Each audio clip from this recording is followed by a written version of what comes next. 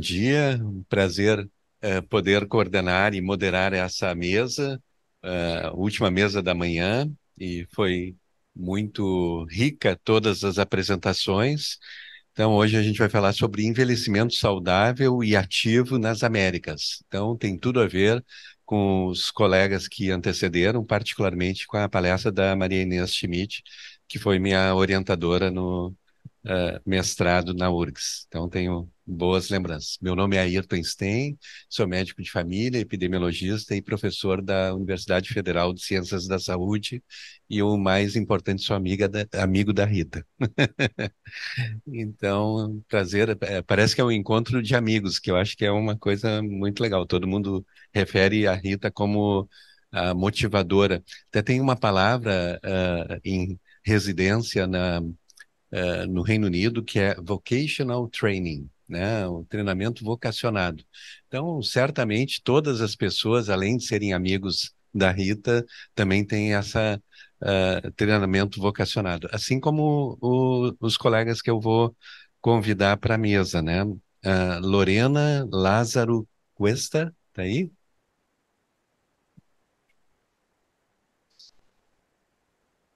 Ah, sim. Ah, sim. Então, ela é a graduada, vou apresentar, graduada em nutrição, pela Universidade de Buenos Aires e ela é professora da Universidade San Ignacio Loyola do Peru. Não? Opa. Trocaram as Ah, Lorenas. aqui tinha. A ver, não há problema. Ah, É não que tem. são dois, Duas Lorena. são dois Lorena. Então. Pero Ah, la Lorena está correcta, la descripción está bien, pero el nombre está equivocado. sim. Então, Lorena, Lorena, essa Lorena com essa descrição. sim, graças. E não és de Peru, então. Você é de Peru. Ah, sim, Pero Lorena está correta. sim, Então, nos olvidamos do apelido e seguimos. ok. Então, depois coloca seu crédito.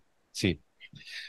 Marcelo Tromka, né, que já foi apresentado, então não vou apresentar novamente, é médico psiquiatra e psicoterapeuta.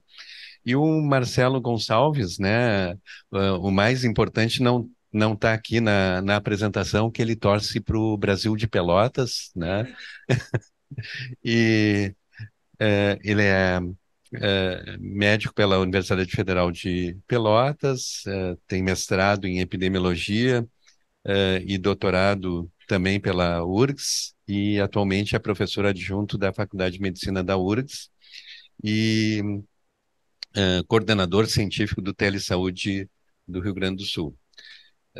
Então, a gente vai participar dessa mesa redonda e quando eu estava pensando na introdução, eu pensei em algumas pessoas que me marcaram muito, até olhando aqui para os outros painelistas, eu sou o que tem mais idade, né? Então, como a mesa é sobre envelhecimento, eu achei interessante comentar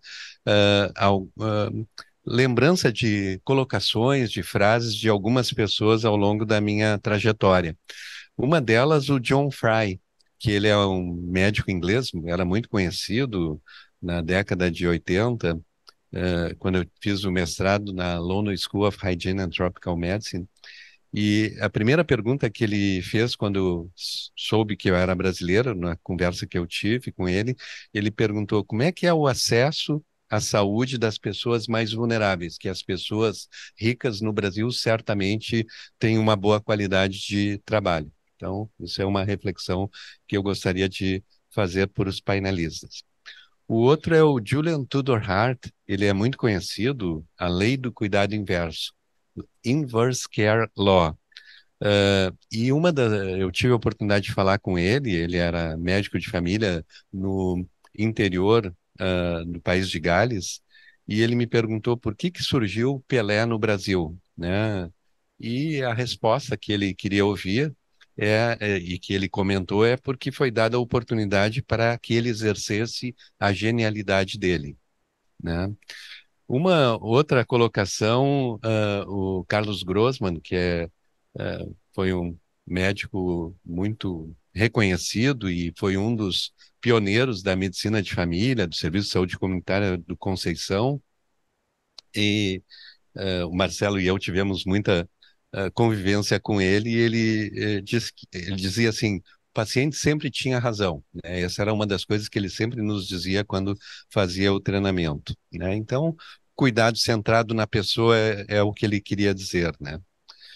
O Andy Haynes, né, que vai falar hoje à tarde, eu tenho uma relação de amizade com ele, e uma vez ele veio aqui a Porto Alegre e a gente foi num restaurante e não foi adequado o restaurante, não gostamos da comida e eu, como tinha indicado, fiquei me desculpando para ele.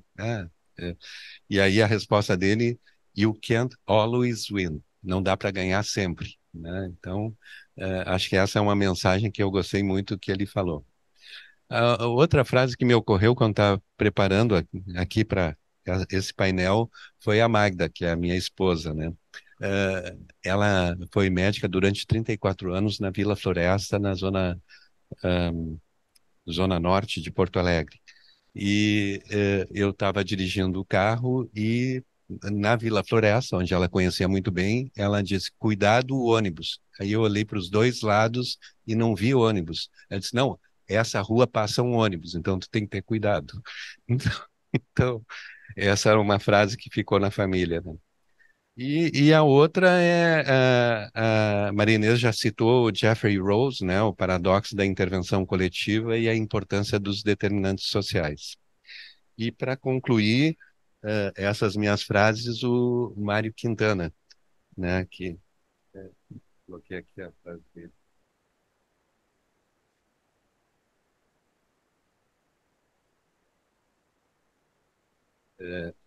Ele coloca assim: quando um amigo morre, uma coisa não lhe perdoamos. Como nos deixou assim, sem mais nem menos, assim no ar, em meio de algo que lhe queríamos dizer, ou pior ainda, em meio do silêncio, a dois no bar costumeiro. Que outros hábitos, que outras relações terá ele arranjado? Que novas aventuras ou desventuras de que não nos conta nada? Então, acho que essa é uma frase que talvez valesse a pena comentar aqui no painel. E para quem não conhece o Mário Quintana, o poema do Contra, né, que é o mais conhecido dele, todos estes que aí estão atravancando o meu caminho, eles passarão, eu passarinho, né? Então essa é o poema mais conhecido. Bom, essas foram reflexões, né? Então vou passar primeiro a palavra para Lorena para tu te apresentares. Ah, tem a... Claro, claro. Sí, puede hablar en español. Muy buenos días a todos y todas. Bueno, muchísimas gracias Rita por la organización y por la bienvenida también. Es un gusto compartir la mesa también con ustedes, expertos. Han sido muchas frases y creo que hay muchas más todavía. Eh, Voy a quedarme con el tema más, digamos, que tiene que ver con la capacidad de las personas adultas mayores y con el marco legal que permite, de alguna manera, o en otras limita, ¿no?, el desarrollo y la continuación de la funcionalidad de las personas, ¿no? En mi experiencia, bueno, como nutricionista y también mi trabajo en salud pública, ¿no? Lo que estamos notando en América, especialmente América Latina, creo, es que esta transición demográfica que se está presentando, ¿no?, aún no es clara y no es abordada por las autoridades, ¿no? Quizás están generando algunos espacios para el desarrollo o el continuar con las relaciones sociales entre las personas adultas mayores, como por ejemplo en Perú tenemos muchas casas del adulto mayor que no son residencias, sino que son espacios comunitarios dirigidos por los gobiernos locales para que puedan las personas de repente tener un espacio en común, desarrollar talleres, deportes, artes, pintura. Sin embargo, muchas de estas personas que continúan siendo funcionales, ¿no?, no tienen de repente el marco suficiente como para que continúen trabajando a pesar de que sí lo son, sí son bastante funcionales, ¿no? por ejemplo, en otros países se está incrementando la edad de jubilación, ¿sí? Entonces, es importante que esto sea comprendido por las autoridades y que ese espacio, esos años adicionales, ¿no? Que van a la par con el crecimiento de la esperanza de vida, permita también que los adultos mayores continúen laborando. Eso hace que, pues, continúen en sus motivaciones, lo que han explicado anteriormente, con cuáles son sus objetivos, ¿no? El tener de repente una motivación fija para su vida y que continúen siendo funcionales. Muchas personas que terminan desarrollando de repente un declive, ¿no? Por ejemplo, un evento cardiovascular, un accidente cerebrovascular, pues se da a partir de la jubilación, porque no encuentran qué hacer, ¿no? Entonces, es nuestra función generar estos espacios, ¿no? A las autoridades, bueno, esto ya depende mucho de la decisión política también, ¿no? Que se les pueda abrir las oportunidades para que continúen laborando, ¿no? Eh, por ejemplo, pongo el caso de los docentes universitarios, estamos en un ámbito académico, ¿no? Y en muchos países se limita la edad. Los docentes tienen a veces que a partir de los 70 años retirarse de la docencia, cuando muchos todavía cuentan con las capacidades. Quizás su metodología de enseñanza sea un poco diferente, ¿no? A las que se proponen hoy en día, pero todavía tienen toda la capacidad mental, cognitiva para continuar desempeñándose en su ambiente, ¿no? En el que han estado acostumbrados y tenemos nosotros también mucho que recibir de ellos, ¿sí? Em, bueno, eso quería comentar un poco, pero a la par también me gustaría mencionar que tenemos, sobre todo en América Latina, que derribar esa ideología, ese chip, ese paradigma de que ser adulto mayor significa llegar al final de la vida o enfermarnos o que es una sentencia. Tenemos que comenzar a formar personas que trabajen en salud, que tengan claro cómo es que funciona, ¿no? Nuestra fisiología, que van a darse cambios a lo largo de la vida, así como se dan en la adolescencia, durante el periodo de crecimiento y desarrollo, también se dan durante la adultez mayor, y que esto no tiene que significar pues una limitación, sino que es una adaptación, un cambio, ¿no?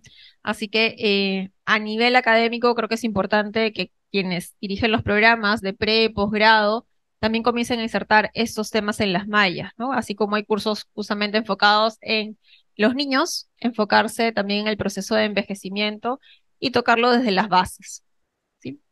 Bueno, eso sería un comentario. Muchísimas gracias. Então, bom dia a todos. Então, inicialmente queria agradecer enormemente o convite da comissão, na figura da professora Rita, que também eu coloco no meu currículo como sendo minha amiga também. E esse aspecto que o Ayrton provoca e a Lorena traz, né, da relação que o envelhecimento saudável, que é o tema da mesa, assim, se a gente for ver, ele é um contínuo da vida, né? Então a gente vai envelhecer de forma mais saudável, mais ativa, de acordo com as escolhas que vão sendo feitas e das oportunidades e do ambiente que a gente consegue ter para desenvolver essas plenas capacidades, né? Então, algo que é interessante vendo a palestra do Marcelo antes da nossa mesa aqui, como é bom a gente tá no Congresso vendo, discutindo ainda mais um encontro aqui que não vamos ser slides, vamos conversar, tu vai buscando e fazendo links, né? Essa questão de tu aproveitar o presente e conseguir olhar os aspectos da vida sem a culpa do passado e sem a preocupação e ansiedade do futuro, ela também vai ajudando a tu construir esse envelhecimento que vai ser mais saudável ao longo do tempo. E acho que o importante trazer aqui, que assim como eu, Ayrton, que somos médicos de família, que tem atenção primária, um aspecto assim, tanto da dedicação do estudo técnico, mas também do conceitual da atenção primária, que é esse acompanhamento ao longo da vida das pessoas, das famílias e das comunidades também. Então, isso tem um aspecto importante de pensar como é que a gente auxilia as pessoas também a irem extraindo o melhor de cada etapa que elas estão para se poder chegar no envelhecimento mais saudável, né? Obviamente, isso não é uma coisa só do setor saúde. Isso a gente tem que olhar ela de uma maneira ampla, né? A gente vai ter a questão cultural, a questão de acessibilidade. Se vocês forem andar nas grandes cidades, pegando o exemplo de Porto Alegre, mas peguem as outras capitais brasileiras, imagino que na América Latina, de uma maneira geral, a gente tem pouquíssima acessibilidade das pessoas para andarem na rua, né? Então, quando se vai à Europa, tu vê idosos mais frágeis, com uma capacidade de locomoção, porque as calçadas permitem. Então, pensar nesse aspecto amplo da saúde é algo que é importante extrapolar só do setor desse recorte de saúde que a gente tem. Mas, pelo meu viés, olhar o setor saúde como uma das ferramentas, um dos fatores ah, de proteção, ele também acaba sendo fundamental. E isso, se a gente for olhar dentro dos aspectos de avaliação de serviços de saúde, de sistema de saúde, com alguns desfechos de envelhecimento mais saudável, de questões de qualidade de vida, de questões de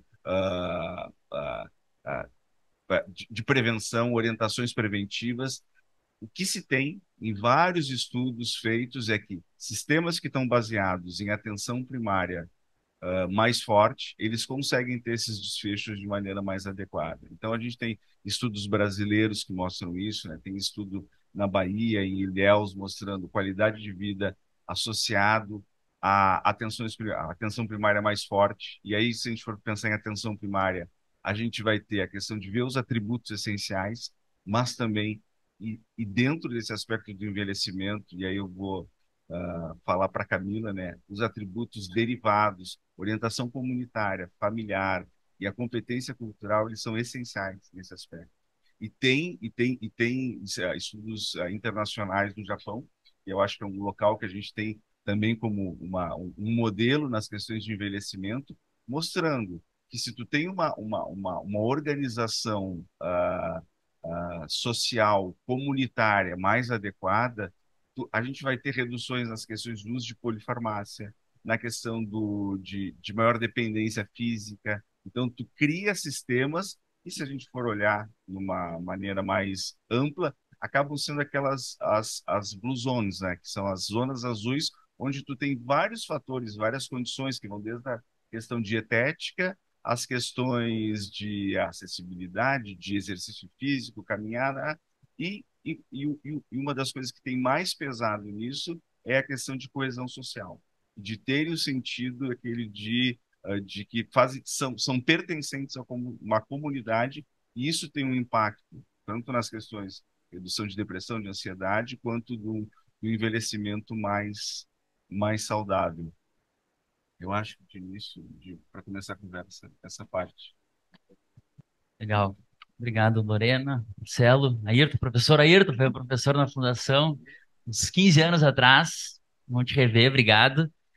Eu vou aproveitar, então, estamos entre amigos, né? E acho que muito tô vendo aqui, né? Não conhecia tanto a Rita, assim, né? Fora, né, do programa, né? Acho que a personalidade da Rita, né? Tá fazendo tudo isso acontecer, muito bacana.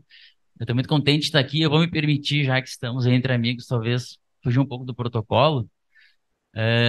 Porque eu sempre penso que o aprendizado a partir da experiência ele é muito mais rico, né? E aproveitando, né, o que o Marcelo falou aqui das Blue Zones, por sinal, assistam o documentário que saiu no Netflix recentemente, acho que tem uns 10 dias. Vale a pena e faz a gente refletir muito sobre a questão, né, de envelhecimento saudável. Vou parar de falar e vou propor um exercício para vocês. Vocês topam? Todo mundo topa? Beleza. Então eu vou convidar vocês para, se possível, largarem os celulares por 5 minutinhos. Tenho 5 minutos? Ótimo. Vamos buscar uma posição confortável.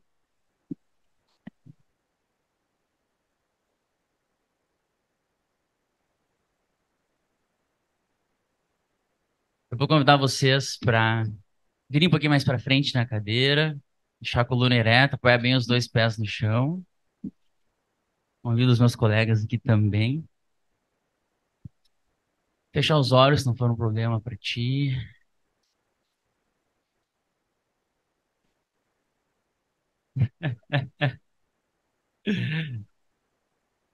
Fechando os olhos, pessoal, convido cada um de vocês a, mesmo que por apenas alguns instantes do dia, deixar de lado qualquer tarefa, cumprir qualquer meta, se permitir simplesmente ser, sair do modo fazer e entrar no modo ser. Com curiosidade, observando com mais detalhes o contato da cadeira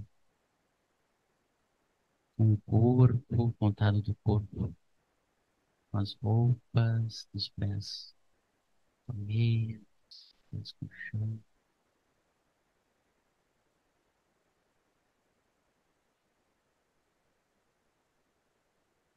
Nesse momento, talvez colocando a mão direita na região do abdômen, entrando em contato com a tua respiração.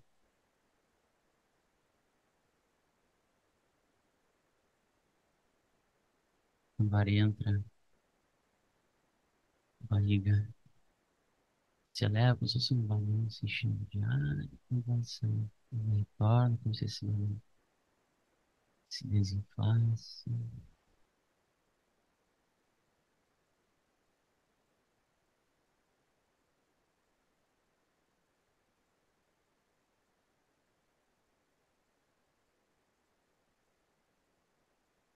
Inspirando.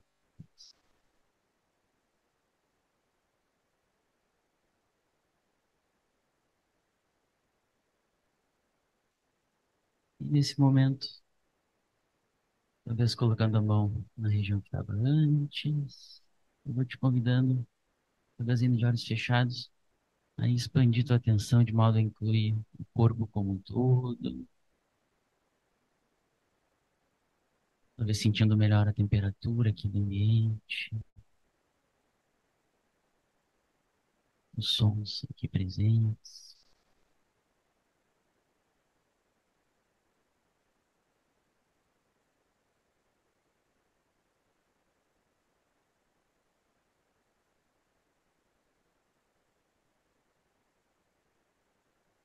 E cada um no seu tempo, quando se sentir pronto, abrindo os olhos. E nesse momento, a gente vai fazer uma prática chamada Mindful Listening. E depois o Ayrton vai entender por que que a gente está fazendo essa prática, vou tentar explicar e relacionar com o que a gente vem conversando. Nessa prática, vai funcionar assim. Quem estiver praticando vai escutar o seu colega. Vocês vão fazer duplas. Encontre a sua dupla. Pode girar para o lado, por gentileza. Cada um tem que ter uma dupla. Fazer juntos. Podem fazer aqui. E escolham entre vocês quem vai inicialmente falar.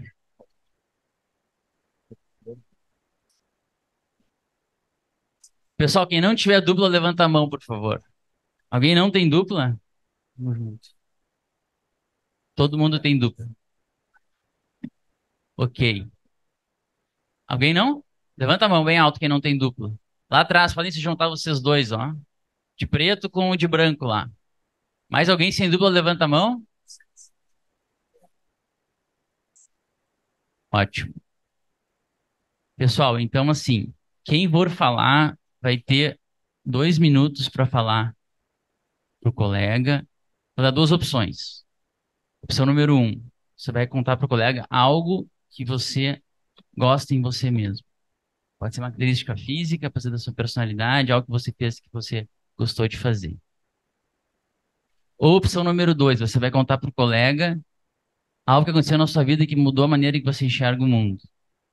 Pode ser um filme que você viu, a gente falou, né, dos Ondas, pode ser um livro que você leu, pode ser uma viagem que você fez, pode ser uma conversa que você teve, pode ser a experiência de ter virado pai, mãe, algo aconteceu na sua vida que mudou a maneira que você enxerga o mundo, certo? Agora, muito importante, quem vai praticar a atenção plena é quem está escutando. Quem está escutando não pode falar nenhuma palavra. O que você vai fazer é treinar a sua atenção para dar 100% da sua atenção para a pessoa que está falando, para a sua dupla. Onde é que você vai levar a sua atenção? Para os olhos da pessoa, para para os olhos da pessoa, para as expressões faciais, para a cor do cabelo, para o conteúdo que está sendo dito. Você não precisa se preocupar, que você não precisa dar nenhuma resposta inteligente para a pessoa. Sua única função é escutar com atenção plena, certo? Então você vai ouvir com o corpo inteiro a pessoa, menos com a língua. Tá bom? Quando eu tocar o sino, nós vamos trocar. Tá bem? Valendo, 2 minutos.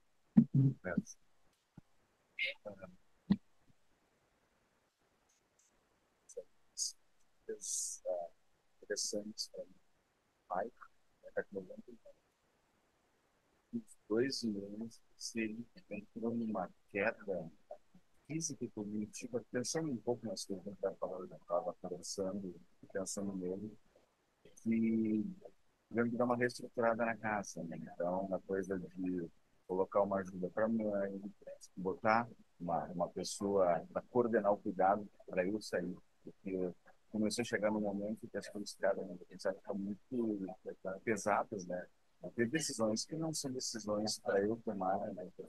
E aí, então, eu tive lá, os últimos 2 finais de semana eu tive, e é uma coisa que, para eles, eu já sabia, assim, insuficiência renal crônica de anos, grave, assim, né?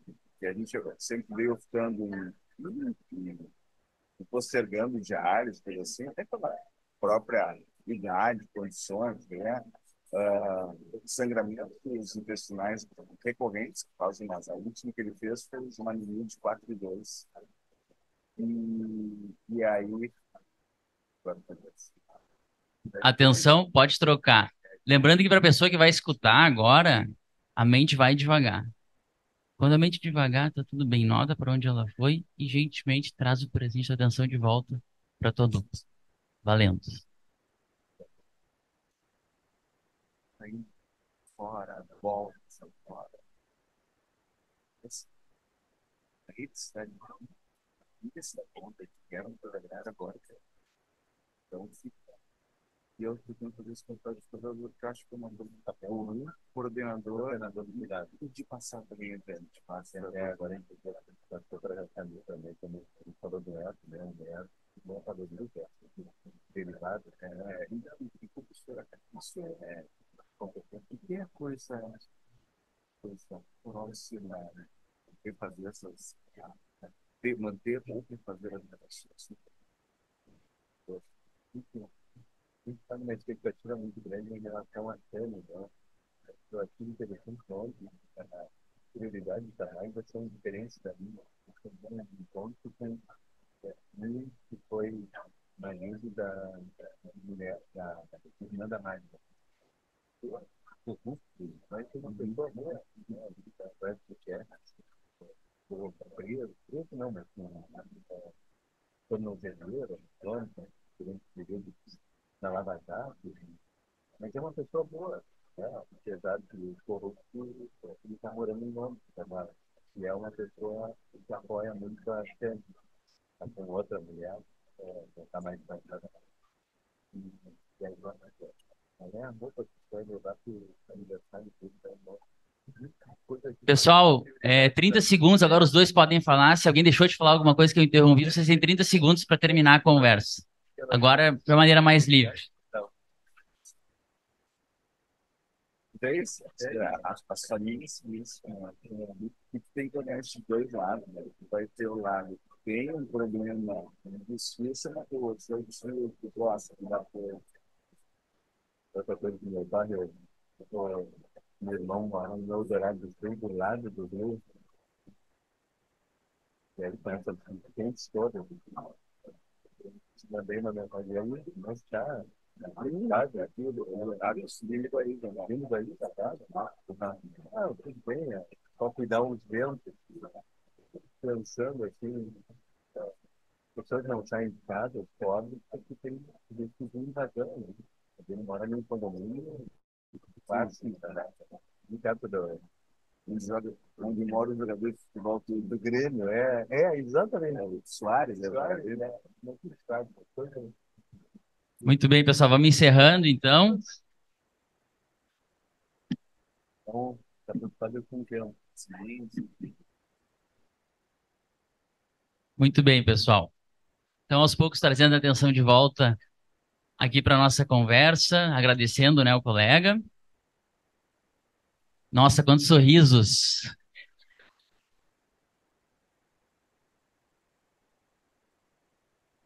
Então, eu queria compartilhar uma coisa com vocês. É, essa experiência que eu tive morando em Boston, né? E aí eu quero puxar aqui para psiquiatria positiva, para psicologia positiva, para a gente observar, né, os aspectos positivos, né, da mente humana, da nossa cultura. Talvez puxando, né, a reflexão do Ayrton, por que que o Pelé, né, nasceu no Brasil. Pelé, Pelé was the greatest soccer player ever. Pelé, soccer player. He used to play in Brazil in the 70s, maybe 60s, 70s. The soccer player, yeah. Much better than Messi and other ones. Much better than Maradona and so far. É, então, foi muito interessante, assim, a gente, o Ayrton, seria legal ver a experiência dele, acho que teve na Inglaterra, né? Eu tive, né, nos Estados Unidos, que tem, principalmente a região de Boston, que é a região da Nova Inglaterra, né? New England, né? Uma região que tem uma influência britânica bem importante. E é uma cultura, né, bastante diferente, né? E a verdade conduziu muitas práticas lá, depois, com a pandemia, né? Muitas práticas online, e a gente conduzia práticas tanto, né, para americanos, ingleses e práticas que eu fui voluntário no projeto que a gente chama de Community Offerings, que nós tínhamos para a comunidade falante em português, tanto no Brasil quanto nos Estados Unidos, no Canadá, enfim. E era muito interessante, assim, né, como alguém que estava conduzindo e proporcionando experiências de integração e saúde mental, observar as diferenças culturais, né?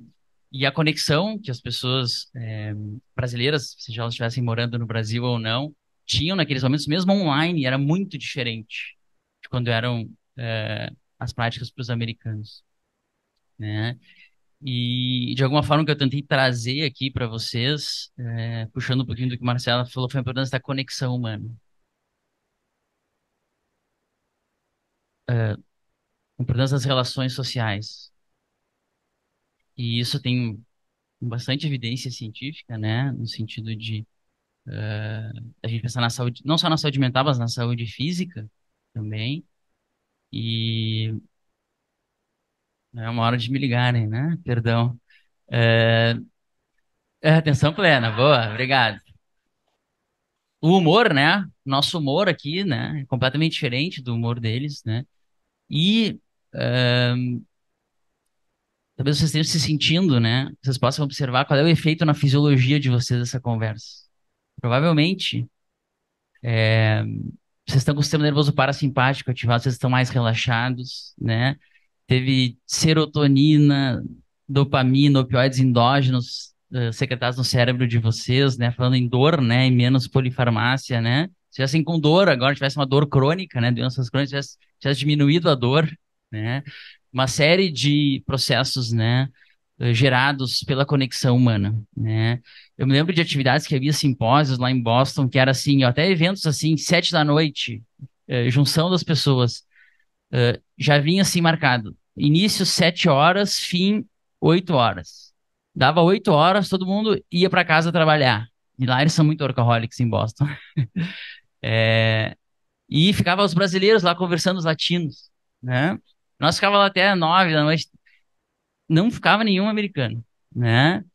E aí o Marcel falou das Blue Zones, né? Daí aparece a Costa Rica, uma região bem pobre da Costa Rica. Quem puder assistir esse documentário, que é uma região. Nós somos um país muito pobre, de muitas desigualdades, né? Imagino a Costa Rica também, assim, tão pobre talvez quanto as regiões do Nordeste, né? Ou região do interior do Rio Grande do Sul também. E eles têm lá uma expectativa de vida, né? Bem maior, né? Eles falam, né? O que os Estados Unidos investe em termos de custo de saúde, comparado com a Costa Rica, a Costa Rica investe proporcionalmente 10 avos do que o per capita que os americanos investem, e eles têm uma expectativa de vida maior, né? E a gente pode se perguntar por quê, né? Tem a ilha de Okinawa no Japão, que foi falado, né? Que são comunidades que se relacionam, né? Tem aquela troca, comunidade. E aí eu percebo que isso talvez seja um grande fator protetor da nossa cultura brasileira e latina, né? isso acontecendo aqui hoje, né? As pessoas se conectarem em eventos. É, sim, legal ouvir a opinião, né, dos colegas, mas eu queria tentar, através dessa prática, gerar um pouquinho dessa reflexão e dessa discussão. Obrigado. Bom, a Rita já me sinalizou que a gente passou do tempo, né? E Autocompaixão para mim. isso. E eu vou pedir a colocação de cada um dos painelistas, né? Lembrando uma frase do Mário Quintana, né? O passado não reconhece o seu lugar, está sempre presente.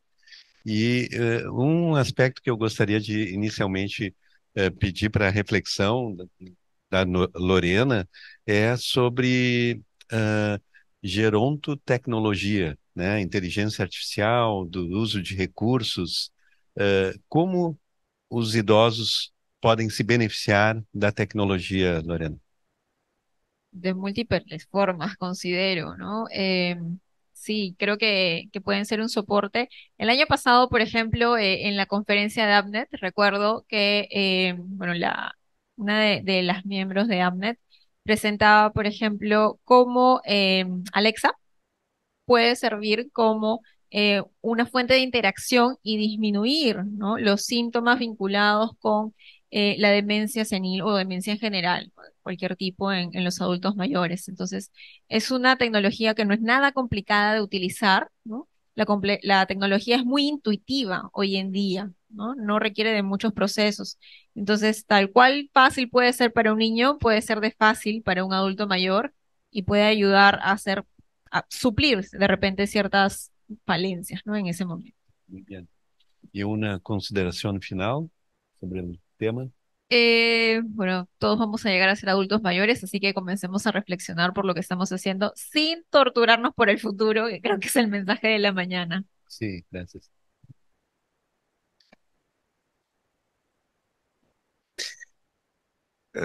Eu acho que uma das coisas que, preparando, dando uma lida sobre os temas para esse encontro de hoje, eu entrei na página da OPAS, Mujica, Oscar, e aí vendo que nós temos uma grande rede, né, de cidades amigas, cidades e comunidades amigas das pessoas idosas, né, e que faz parte de uma rede global. E o interessante foi que nas Américas é o local que tem mais crescido globalmente, né, essas iniciativas locais. E o interessante foi que eu vi que Porto Alegre tem várias no Rio Grande do Sul no Brasil. O Brasil não tem muitas, são 24 cidades. Canadá tem 100, Estados Unidos tem 380 e tantas. Mas é interessante ver para ter ali tá pontuado cada ação que é feito, coisas que a gente não conhece e provavelmente coisas que a gente pode estar colaborando para melhorar e para ir e trabalhando, né? E acho que é isso um pouco que a Lorena falou também, né? Todos nós estamos a caminho das questões do nosso envelhecimento, e esse envelhecimento a gente tem visto cada vez mais. Nós temos esticado a nossa expectativa de vida, né? Então vão ser mais anos que a gente vai tentar viver com maior qualidade de vida e o menor número de incapacidades possíveis. Então, obrigado, pessoal.